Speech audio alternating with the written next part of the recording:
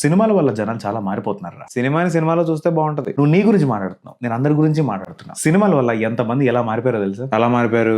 భాష, body language, fashion అన్ని మారే అంటున్నా. సొసైటీ ఎలా ఉంటే సినిమాలో రిఫ్లెక్ట్ అవుతుంది. హీరో సిగరెట్ తాగడం చూసి మనం కూడా తాగితే తప్పేంటి అనుకుంటున్నారు. ఆ సినిమా కొన్ని కోట్ల మంది చూస్తారు, కానీ కొంతమంది ఇడియట్సే బ్లైండ్ గా ఫాలో అవుతారు. సెన్స్ లేకుండా ఫైటింగ్లు, సిగ్గు లేకుండా డాన్సింగ్లు. మెయిన్ స్ట్రీమ్ సినిమాలో అదే ఎంటర్టైన్మెంట్, అదే బిజినెస్. అబ్యూజ్ ని, మిసోజినీని చాలా గ్లోరిఫై చేసిన సినిమాలు అదే రొమాన్స్ అనుకుంటున్నారు. వైలెన్స్ చూపించడం ఓకే, దాన్ని జస్టిఫై చేసినా, సెలబ్రేట్ చేసినా తప్పు, ఒప్పుకుంటా. ఈ మత్తులో పడి ఎంతమంది వాళ్ళ ఎడ్యుకేషన్ ని నెగ్లెక్ట్ చేస్తున్నారో తెలుసా? కెరియర్ ని సీరియస్ గా తీసుకునేవాడు వాడి జీవితంలో సినిమా లేకపోయినా ఇంకో రీజన్ వెతుక్కొని మరీ ఫెయిల్ అవుతాడు. స్క్రీన్ మీద వైలెన్స్ చూసి అట్రాక్ట్ అవుతున్నారు. తుపాకీలు, కత్తులు, రాడ్లు, అమ్మ బాబోయ్. మనకి మెచ్యూరిటీ ఉంటే క్రిటికల్ గానే చూస్తాం. ఇన్ఫ్లుయెన్స్ అనేది నీ ఏజ్, మెంటల్ స్టేట్, నీ లైఫ్ లో నువ్వు చూసిన ఎక్స్పోజర్ బట్టి ఉంటుంది. ఆ మెచ్యూరిటీ మనకి లేదనే యాక్టర్స్ తో అడ్వర్టైజ్మెంట్స్ చేపించేది. నీ ఫేవరెట్ హీరో చెప్తే ఆ ప్రోడక్ట్ లో ఎంత విష పదార్థం ఉన్నా కొంటావు. ఇన్ఫ్లుయెన్స్ అవుతున్నావు అనేగా. ఆ ప్రోడక్ట్స్ ని లీగల్ చేసింది మన గవర్నమెంట్. ముందు వాళ్ళని అడగాలి, మన హీరోలను అడిగి ఏం లాభం? వీళ్ళు ఎండోర్స్ చేస్తున్నారు కదరా, ఇంకా క్రెడిబిలిటీ ఏముంది? నీ ప్రాబ్లం సినిమాలా, హీరోలా?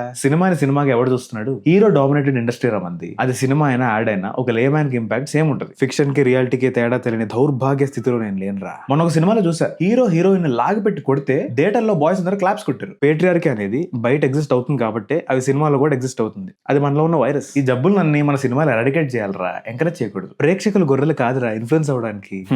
లేకపోతే మన దగ్గర పొలిటికల్ ప్రొపగండా సినిమాలు ఎందుకుంటే చెప్పు.